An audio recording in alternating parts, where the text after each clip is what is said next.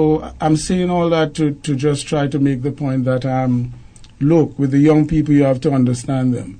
You have to interface with them in a way that they feel comfortable to want to talk to you.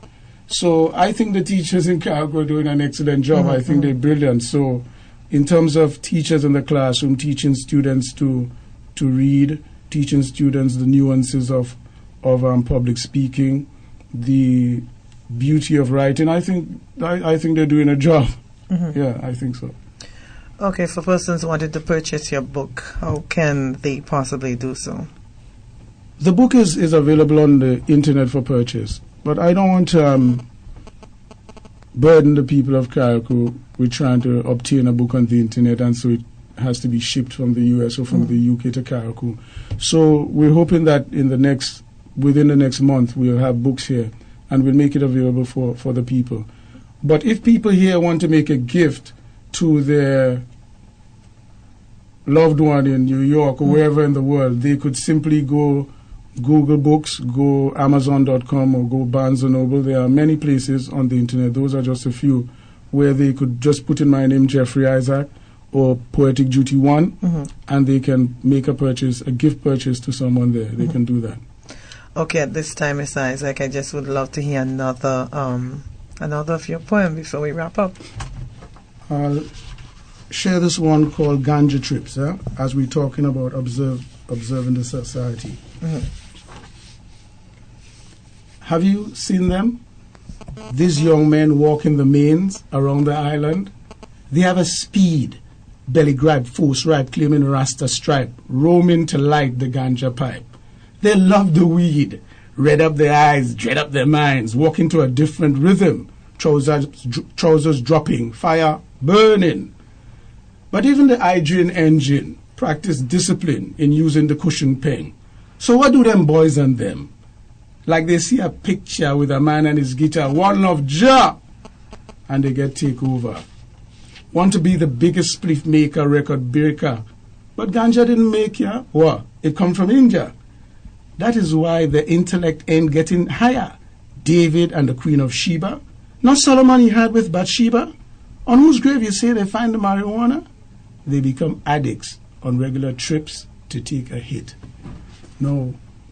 This is something that's happening in the society where the youths have formed an association with the green stuff, you know, and they're so in love with it that they actually go on journeys, you know, to acquire the stuff. And that's why in returnees in death row, it's like the youth is talking to the returnee and saying, look, this is a different Carriacou, you know, you never check it.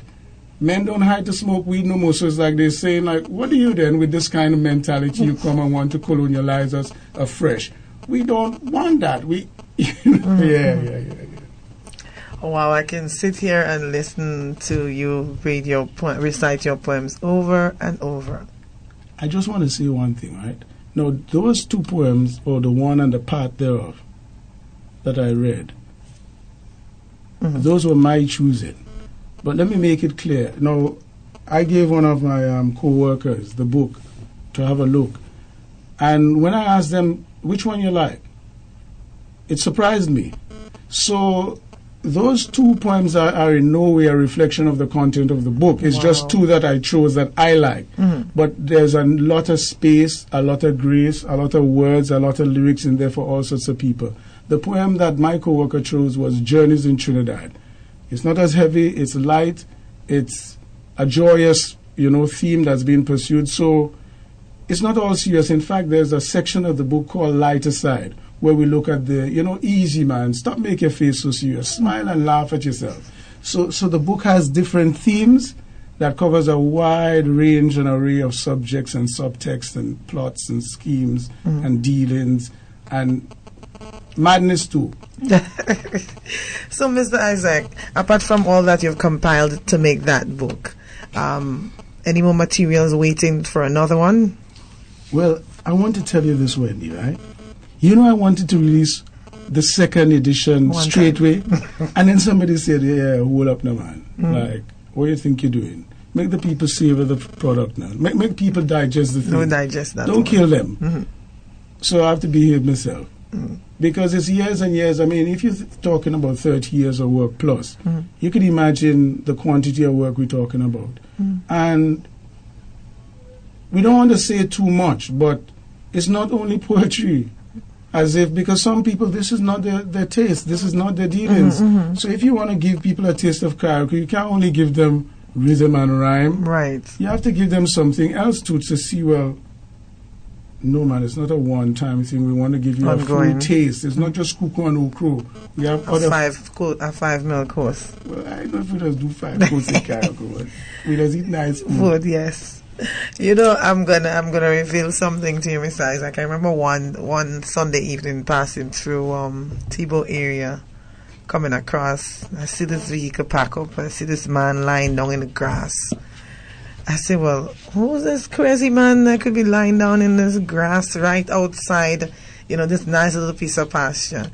I looked. I said, Mr. Isaac. So I was saying to the other person, I said, you know, that was my teacher. I said, I'm sure they're thinking about something to write.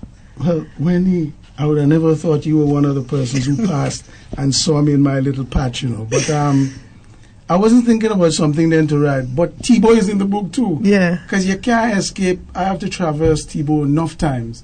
And so we put something documenting my passages through Tebow. It's called Traversing Tebow. Yes, and as you say, crazy is like I was talking to a brethren this morning, and he says, you know, yeah, there are crazy people and then there are mad people. It's mad people just take it to a different level. But we don't want to be mad. No. We don't. But to be crazy sometimes is a nice experience because it means in the eyes of people you're doing something different. So, from the international front, have you been getting feedback about the book? Well, yes, because Carriacou is an international place. The seeds of Carriacou are planted and they've been spread, so to speak, all over the place. So I think, well, not I think, but Carriacouans from the US, from the UK, from Europe, from even as far as Australia, they know, well, the book is out, and they're excited. They say, yeah, you did a book? Carriacou did a book?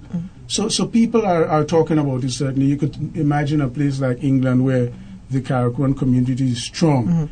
People talking about the book. Some people talking and I don't even know about the book, even on Facebook, you know. So when so if a person's purchasing the book online, what's the cost? Right, online, it's the paperback because it comes in both paper and hardback. The paperback is $19.95. Google Books. That's US. That's US dollars. Yes, I've seen it for as cheap as like 5% off that $19.95 on Barnes & Noble. So people could buy it for that. If people want to just have an e-copy where they have it on their Kindle, on their tablet, that's just $3 and some cents US. Wow. So they could just, you know, upload it to their Kindle and take the journey with me, you know, wherever they go. They don't have to carry this hard copy. All right, Mr. Isaac, as it relates to your book, is there anything else you would like to tell the people of Carriacou and the rest of the world? Right. Well, the people of Carriacou are beautiful people because without the people of Carriacou and without my being here, I wouldn't have been able to produce the book. I am a product of Carriacou and of all of Carriacou. So, in short, that's it. This is a book about Carriacou. Get the book, man. The book coming soon. If you're not... don't expect you to get one online, but you can go and, as we said, buy one for your friends, buy one for your family, tell them about it, spread the word. And you asked about Carriacou and you asked about the book. Wendy, you know, the process of publishing the book, you have to send the manuscript to the publishers, and it's a back and forth, to and from. Even then, the book has to be edited after it was edited. And changes and insertions and so forth. And it's one thing to see something electronically. So you see the cover, they send the cover to you and they say, well, this is what it's going to look like. What do you think? Any changes, any alterations? You see the inside and you say, yeah, it looks good, you know. But I must tell you, when I got the thing in hand, man, the thing looked good when And I think from judging from people's response when they see it, it's really heartening to see that people say, yes, man, Isaac, the thing look good. So I think people could be pleased when they purchase their copy that it's something worthy of Carriacou. And the picture on the cover is that of the east. Well, that picture is a picture of the central ridgeline of Carriacou, right overlooking Top Hill, stretching right to High North, with Union Island and the other Grenadine Islands in the background. And the sun is shining, so it's green. What more? And the clouds are blue sky. Beautiful. Yeah, man, nice. And that photo was taken by yourself? Yeah, all the photos except 3 in the book are taken by me.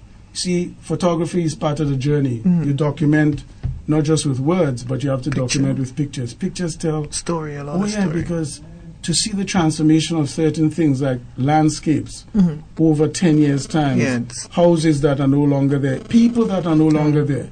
If you don't have the picture on paper and you just have it in your mind, the paper picture gives you sometimes features that you don't remember in your mind. Yeah, so we take pictures too. Wow. You know, our journeys across the land, we take pictures, yes. And you still continue writing? You're still writing? Yes, man. As I tell you, when I wrote one this morning about my experience on the beach. Yeah. See, 4:20, I was on the beach this morning. Well, before 4:20, about 3 a.m., I was on the beach. And there was no moonlight. It was just a reflection from a street light that gave me some light on the beach as such. And when this thing the cloud parted and the moon just, ooh, man, I thought, nah. Nature. This is like, you can't leave this thing without saying something about it. So I wrote a little thing on it. So that's the latest one for February. And based on the way you speak and, your articulation, I can tell you're in love with your book. I tell you something though, Wendy. Since I got the book, I went through it about probably once. I'm passionate about it, yes. But like, the work due, and it done, and this is one project complete, and we feel satisfied still. I want people to be enthused about the book. I want when people read it, like at work, when the girls read the book and they say, Isaac, who is this person? You understand? Like, Isaac, it brings a picture to them. Yeah, that's what you're talking about. I like to see that enthusiasm because it means it's not just, I am not like a man by himself thinking. People could see what you're talking about. They could associate. And what better gift than when people say, yes, man, they I can feel relate. it. Yes, so what more could you ask for? People going to read it and people going to like it. And yeah, we hope people like it. I know they're going to like it. Okay, Mr. Isaac, but it was really nice having you in studio with us today. I really enjoyed this discussion, and I'm hoping that you will get them soon so I can start reading some of them, maybe, using them through my program and so forth, if you allow me to. Well, Wendy, I think the pleasure is more mine, because to be a guest on your program is something special, and I feel real good that you could have me here this morning. And so I should say thanks, bigger than your thanks. Many, many thanks. And yes, looking forward to some exciting things. And let me just say to Wendy that there are lots of people writing, lots of youths writing. And the encouragement is, if that's what you want to do it. And you get little opportunities, you never know who you're going to meet and who is going to be the person that's going to help you. So don't refuse certain extensions that you might get. Extensions of help, so to speak, because I remember meeting a significant person in this journey, Michael DeGale, who was the artistic director of Tumna. We met in 1995 because we worked in the same place, Customs. And until then, I was doing a lot of writing, but even the nature and the scope of the writing was very limited, very restricted. And meeting Michael DeGale and him embracing me as an equal, as a brethren, was a pivotal experience in this journey of poetry and in my life. So to the youth, you're writing? Of course, right. You just never know. We just followed in the footsteps of people